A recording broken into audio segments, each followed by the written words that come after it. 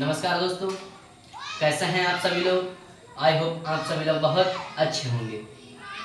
आइए दोस्तों, मैं आप सभी का अपने YouTube चैनल अजय 10+2 पर हार्दिक स्वागत करता हूं। जैसा कि दोस्तों आप लोग जानते ही हो कि विषय गणित और क्लास 8 और जो अभ्यास है वो 11B, ठीक है। और देखिए दोस्तों, इसमें जो 11B अभ्यास है, इसमें हमने आपके 2 क्वेश्चन पिछली वीडियो में करा दिए थे ना। 2 क्वेश्चन जो पीछे की वीडियो, पहली वीडियो इससे की, उसमें मैंने आपको करा दिए। अब इस वीडियो में बात करेंगे 2 के आगे की, जो कि क्वेश्चन नंबर 3 से, ठीक है। देखिए क्वेश्चन नंबर 3 इसमें आपका पहला है। देखिए क्या है पहला क्वेश्चन, क्वेश्चन नंबर 3, तीसरा क्वेश्चन है, ठीक है। अब देखिए दोस्तों, ध्यान से पढ़िएगा। देखिए क्वेश्चन क्या कहता है, किसी क्षेत्र की जनसंख्या में, किसी क्षेत्र की जनसंख्या में 6.2/3% वृद्धि प्रति वर्ष हो रही है। कहने का मतलब है कि जो प्रति वर्ष वृद्धि हो रही है, तो ये जो क्या है, जब ये जो है ये हमारी है वृद्धि दर, वृद्धि हो रही है ना। और हमको प्रतिशत में भी दी हुई है वृद्धि दर, और हमको जब भी ऐसे सवालों में प्रतिशत में दिया होता है वो दर ही होती है, ठीक है। तो जो 6.2/3 हो जाएगा, ये हमारी हो जाएगी वृद्धि दर। ये प्रतिशत में है वार्षिक।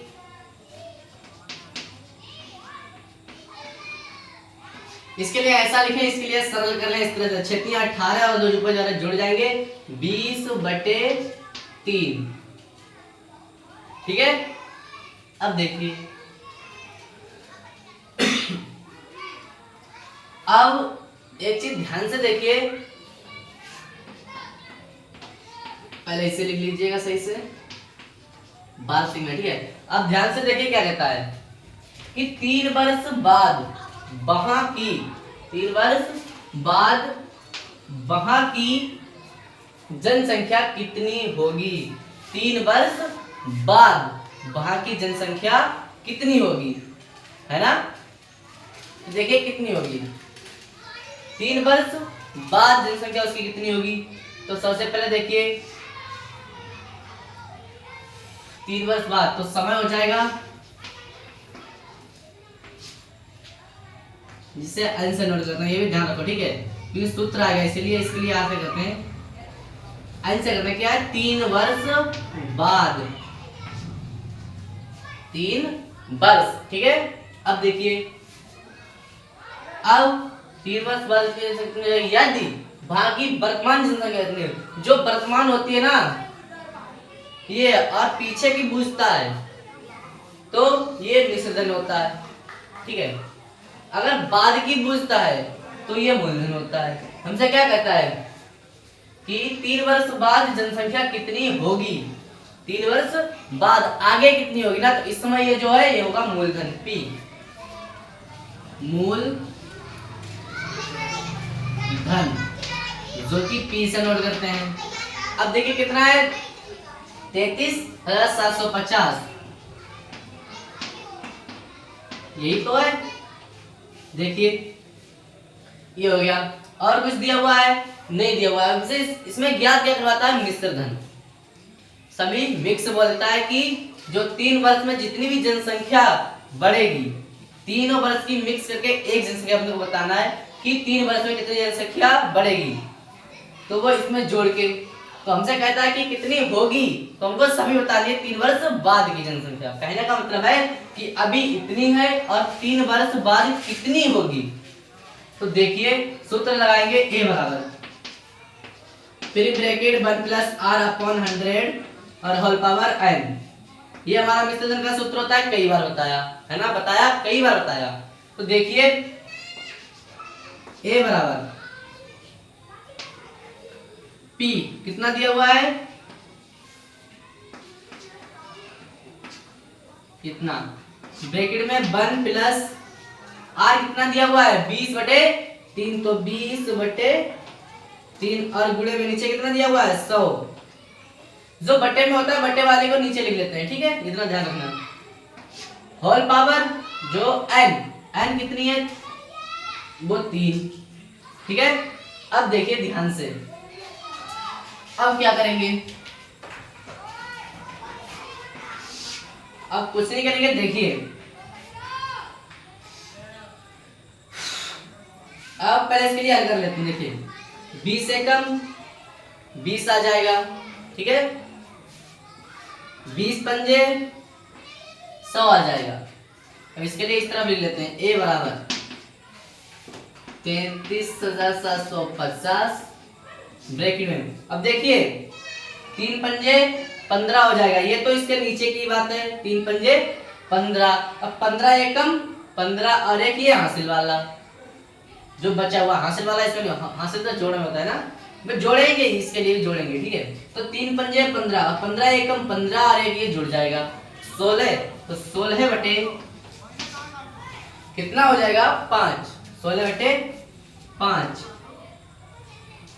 देखिए 16 बटे 15, ठीक, इसकी पावर 3। अब देखो, अब इसके लिए लिख लेंगे, इसके पावर 3 है, तो 3 है पावर 3 बार गुणा में लिख लेंगे, ठीक है, 16 बटे 15 गुणे 16 बटे 15 गुणे 16 बटे 15, ठीक है। अब देखिए, अब 15 से जब इसके लिए काटेंगे, भाग देंगे, तो देखिए 1 15 से भाग देंगे, देखिए 15 दूनी 30, यहाँ पर कितना बचा 3 7 ले लिया, ठीक है, 37, तो 15 दूनी 30, यहाँ पर कितना बचा, देखिए इसे भाग कर लेते हैं, यहाँ पे अलग कर लेते हैं, इसके लिए 15 से भाग देंगे, 750 के लिए 15 से भाग देंगे, देखिए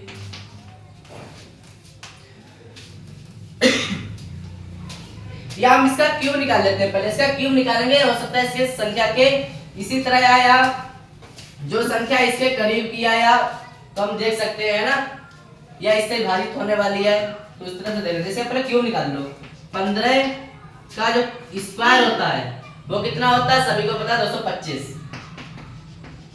कहने का मतलब है कि 2 बार गुणा 25, 225 आ गई। अब इसकी तीसरी बार गुणा कर लो, ठीक है, तो इसे हटाओ, तीसरी बार गुणा करेंगे, 5 25 हासिल 2 5 10 2 12 हासिल 1 5 10 11, ठीक है, 5 25 हासिल 2 5 10 2 12 हासिल 1 5 10 11 गुणे 1 की गुणा करेंगे तो 5 2 2, इधर आ जाएगा 5 और 2 5 7 और ये 3, देखिए क्यूब कितना आया 3375, देखिए अगर हम इसके लिए हल करते, कहने का मतलब है कि हम एक एक करके काटते तो ज्यादा दिक्कत होती है ना, इसलिए पहले मैंने इनकी गुणा कर ली, कितना आया 3375, कहने का मतलब है जो हम इन तीनों से इसके लिए काट सकते हैं, लेकिन कितना है यहाँ पर 0 भी है, अगर 0 नहीं होता तो एक बार देते, लेकिन 0 भी है तो 0 के लिए भी शामिल कर लेंगे, 10 आ जाएगा। 15 और 15 तीनों से इसके लिए काटेंगे तो 10 हमें प्राप्त होगा, चाहे खाली 15 से काट रहे हैं फिर उतना उसके लिए 15 से काट रहे हैं, जो होता है उसके लिए 15 से काट रहे हैं, मान वही आएगा, ठीक है। तो देखिए इसी प्रकार देखिए यहां पर जब 10 आ जाएगा तो गुणे में 3 बार 16, ठीक है। अब देखिए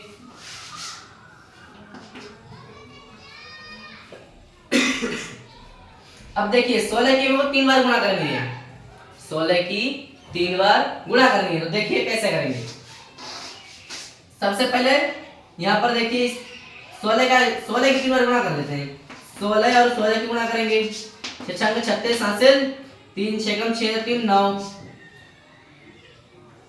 गुणे 6 और ये 6 9 6 15 और 156, कितना है 156। अब देखिए, अब एक चीज देखिए दोस्तों, यहाँ पर 156 256 आएगा, क्यों 915 और एक हासिल 256। अब 256 के लिए 16 से गुणा कर लो, अब देखिए 6 36 हासिल 3 6 5 30 3 33 हासिल 3 6 दूनी 12 3 15, 6 36 हासिल 3 6 5 30 और 3 33 हासिल 3 6 दूनी 12 3 15, कितना आ गया इतना, गुणे 6 5 2 6 9 5 5 10 का 0 हासिल एक, दो और एक तीन, एक चार। ठीक है, इतना आ गया। अब देखिए जब यहाँ पर इतना आ गया है तो अब इसकी 10 से गुणा कर लो। जब 10 से गुणा करेंगे तो जीरो बढ़ जाएगा सीधी सी। ठीक है, 10 से गुणा करेंगे जीरो बढ़ेगा, 100 से गुणा करेंगे 2 जीरो बढ़ेंगे, 1000 से गुणा करेंगे तो 3 जीरो बढ़ेंगे, कोई भी संख्या हो। ठीक है, तो देखिए इसमें कितना आ जाएगा, लिख लो यहाँ पर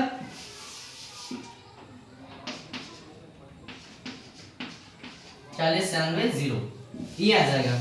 हमसे ज्ञात करके क्या करवाता है कि 3 वर्ष बाद जनसंख्या कितनी होगी, कहने का मतलब मिश्र दर, और मिश्र दर ये हमारा निकला है ए बराबर निकला हुआ है। तो ये हमारा जो है वो 3 वर्ष बाद की जनसंख्या होगी, 3 वर्ष बाद की जनसंख्या होगी। ठीक है, जो भी है वो किसी भी क्षेत्र की हो, जब इस तरह से ना तो 3 वर्ष बाद इतनी होगी, किसी भी क्षेत्र की हो और उसमें वृद्धि दर इतनी है और अगर मूलधन जो है वो इतना दिया हुआ है 3 वर्ष बाद बुझे तो इतनी आएगी। ठीक है, तो यही मिश्र धन, तो यही आंसर। तो 3 वर्ष बाद इतनी हो जाएगी, या यहाँ पर लिख दो कि 3 वर्ष बाद वहां की जनसंख्या इतनी होगी। ठीक है, इसे 3 वर्ष बाद वहां की जनसंख्या कितनी होगी,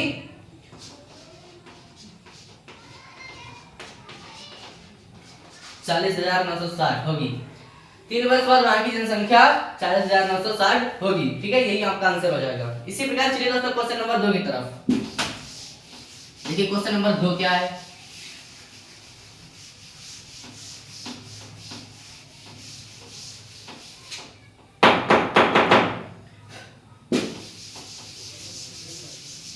देखिए क्वेश्चन नंबर 2 दोस्तों है 2।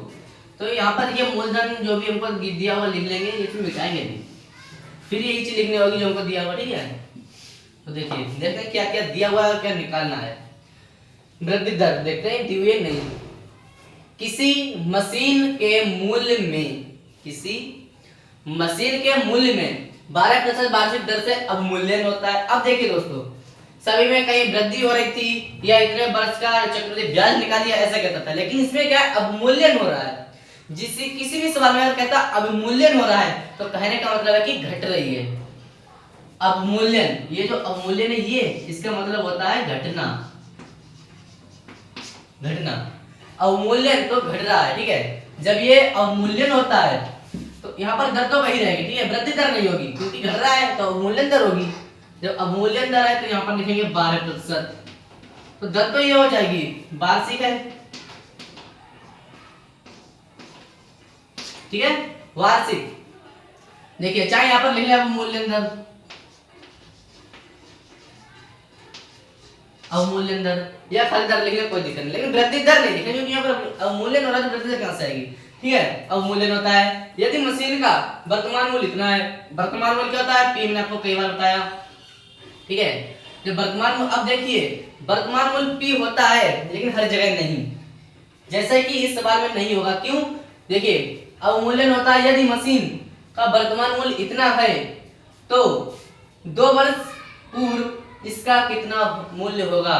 तो वर्तमान ये थोड़ी होगा, ये तो ये जो है पी नहीं होगा, ये ए होगा क्योंकि हमको दिया हुआ है इसके पहले का पूछता है। कहने का मतलब है कि इससे पहले का मूल्य पूछता है, पहले भी मूल्य था वो पूछता है। ठीक है, कितना देखिए 12% अवमूल्यन होता है, अवमूल्यन दर।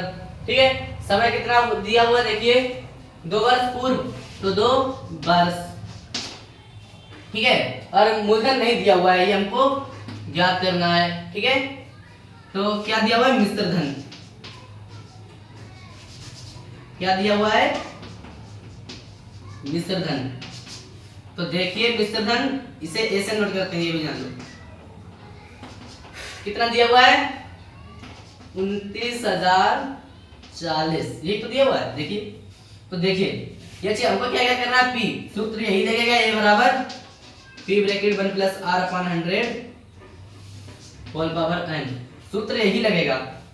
सही से लिख लो, P bracket 1 plus R upon 100 whole power n।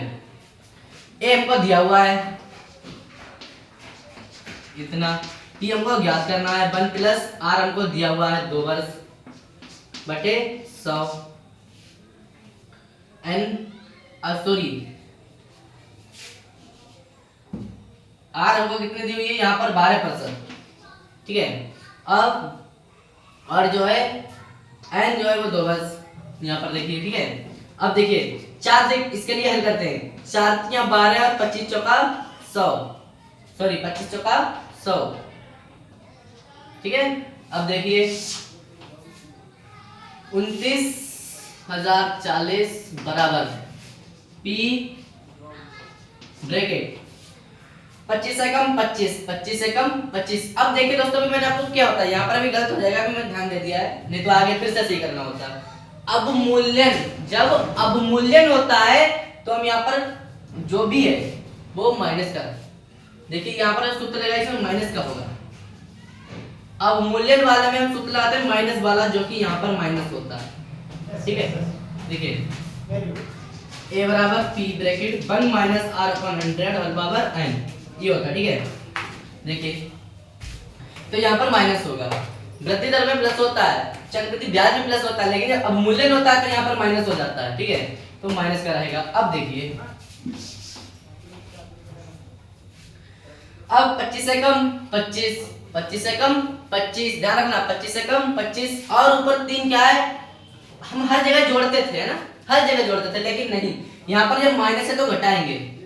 25 से कम 25, 25 में से 3 जाएंगे 22, 22 बटे 25, 22 बटे 25 और इसकी पावर 2, ठीक है। समझ में आया कि 22 यहाँ पर क्या आया। देखिए जब हम कोई, देखिए हमने अभी आपको पिछला सवाल बताया ये वाला क्वेश्चन नंबर 3 का, तो क्या क्या यहाँ पर जो हमने जोड़ा था 25 से कम 25 और ऊपर वाला 3 जोड़ दिया 28, यही तो क्या था, नहीं, लेकिन यहाँ पर माइनस है ना, वहां पर प्लस था, यहाँ पर माइनस है, जहाँ पर माइनस होगा वहां पर घटेगा। तो 25 से कम 25, 25 में से 3 घटाएंगे 22, 22 बटे 25। अब इसकी क्लियर करो, ये 29 है दोस्तों यहाँ पे, तो 29,040 बराबर p गुणे में इसके लिए लिख लेंगे 22 बटे 25 गुणे 22 बटे 25, यही तो है। अब हमको क्या क्या करना है, p के लिए हम इसके लिए इधर ले आएंगे, जब इसके लिए इधर लाएंगे तो हमको क्या ज्ञात होगा, जो भी ज्ञात होगा वो होगा, वो जो गुणे की होगी भाग में पहुंचेगी और जो भाग की होगी वो गुणे में पहुंचेगी, कहना है ये भाग में तो ऊपर पहुंच जाएंगे और ये गुणे में नीचे आ जाएंगे। तो 29,040 और देखिए इसके लिए इधर लाएंगे तो ऊपर 25 पहुंच जाएगा, गुणे 25 गुणे 25 और ये ऊपर वाले नीचे आ जाएंगे 22 गुणे 22 बराबर p बचा उधर, ये दोनों पद हम इधर ले आए और क्या बचा, सिर्फ और सिर्फ p। अब देखिए जब इससे इस चीज के लिए इससे के लिए काटेंगे तो देखिए क्या आएगा, 22 से कम 22, ठीक है, 22 से कम 22, 22 से कम 22 हो जाएगा, फिर यहाँ पर बचेगा 6, फिर 22 66 हो जाएगा, है ना। तो इसी प्रकार देखिए इसके लिए काट सकते हैं, ये इसके लिए भी हम उसी प्रकार काटेंगे। देखिए कैसे काटेंगे, हम 22 और 22 की गुणा कर लेते हैं, 22 और 22 की गुणा कर लेते हैं ना, जब कठिन शब्द आ जाता है तो 22 और 22 की गुणा कर इस काट भी इसके लिए कर सकते हैं ना, लेकिन अगर 22 का पारा जाता है तो और भी अच्छी तरह से कर सकते हैं। तो इसके लिए जब हल कर लेते हैं, देखिए 22 और 22, 2 दूनी 4, 2 दूनी 4 गुणे 2 दूनी 4 गुणे 2 दूनी 4, 8 है ना, 4 8 4, यही तो आया 484, क्या आया 484, नहीं दिख रहा है, देखिए यहाँ पर फिर से कर लेते हैं 22 और 22, 2 की गुणा करेंगे 2 दूनी 4, 2 दूनी 4, 2 दूनी 4 और 2 दूनी 4, 4 4 4 8 और 4 कितना आया 84, 484, जब इसकी गुणा 484 आएगी, यहाँ पर एक बार लिख लो 29,040 गुणे 25 और 25 की गुणा कर लेते हैं यहीं पर, ठीक है, कितना आ जाएगा 625, क्योंकि वर्ग होता है 25 का, बटे 44 की गुणा कितनी आएगी 484, ठीक है। हम चाहे हाल यहाँ पर कर दें चाहे हाल यहाँ पर कर दें, आंसर वही आएगा, कंफ्यूजन मत लो, ठीक है।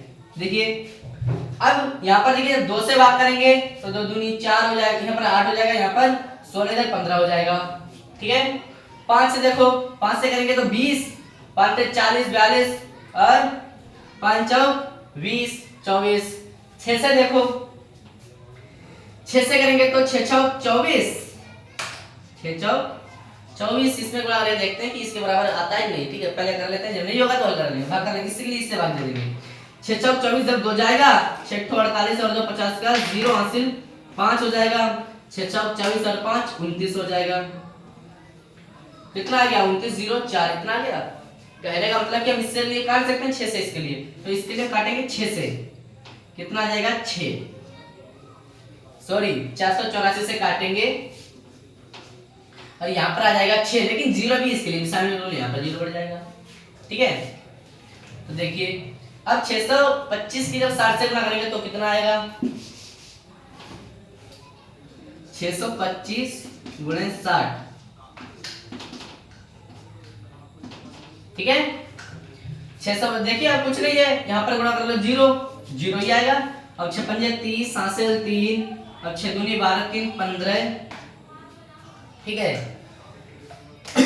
हासिल 1 और 3 छक 18 18 और 1 19 है ना। लेकिन है कितना 6 पंजे 30 हो गया, हासिल 3, 6 दूनी 12 3 15 के 5 और 6 छंग 36 और एक हासिल वाले 37, कितना हो जाएगा 37,500 आ जाएगा। जो यही होगा आंसर हमारा, क्योंकि हमसे क्या करके बताया पी, और यही हमारा क्या है पी। हमारे इधर देखिए बराबर में पी दे रखा है तो पी के लिए इधर ले आओ, कोई दिक्कत नहीं। ठीक है या इस तरह से कर लो,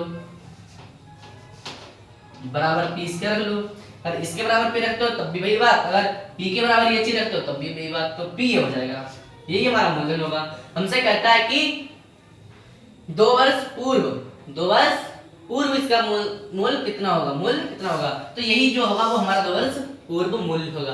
क्यों, क्योंकि हमसे देखिए कहता है कि वर्तमान दिया हुआ है लेकिन वो मिश्र धन में, क्योंकि लास्ट वाला दिया हुआ है, शुरू का पूछ रहा है तो वो मूलधन होता है। ठीक है शुरू का मूलधन होता है, जब आदमी मिलता है वो मिश्र धन होता है, ध्यान रखना। ठीक है अब देखिए यहाँ पर एक चीज ध्यान रखना दोस्तों, अगर ऐसे भी समझ वो कहीं भी मिले तो एक चीज का ध्यान रखना, अगर वृद्धि दी हुई है तो जो सूत्र लगेगा, देखिए सूत्र वही रहता है, सूत्र वही रहता है, बस चेंजिंग कितनी होती है। देखिए a बराबर p ब्रैकेट 1 प्लस r/100 इसकी पावर है, ये तो सूत्र है। लेकिन अगर वृद्धि दर दी हुई है या खाली दर दी हुई है, सिर्फ और सिर्फ दर, तो ये वाला लगाएंगे। अगर अवमूल्यन दिया हुआ है, अवमूल्यन दर, जब अवमूल्यन होता है तो ये चीज माइनस हो जाती है, अवमूल्यन में माइनस हो जाती है। ठीक है इतना ध्यान रखना। तो आशा करता हूं कि आपको ये बहुत ही अच्छे तरह से क्वेश्चन समझ में आ गए होंगे। ठीक है यही आपका आंसर हो जाएगा ये वाला। तो आशा करता हूं कि आपको ये क्वेश्चन बहुत ही अच्छी तरह समझ में आए होंगे। तो दोस्तों क्वेश्चन समझ में आए होंगे तो वीडियो भी अच्छी लगी होगी। जब मेरी वीडियो आपके लिए अच्छी लगी तो वीडियो के लिए लाइक कीजिएगा और चैनल के लिए सब्सक्राइब कीजिएगा। अगर आपको इसमें कोई भी डाउट हो तो कमेंट में लिखकर बताइएगा, जिससे कि मैं आपका डाउट क्लियर कर सकूं। ठीक है दोस्तों धन्यवाद।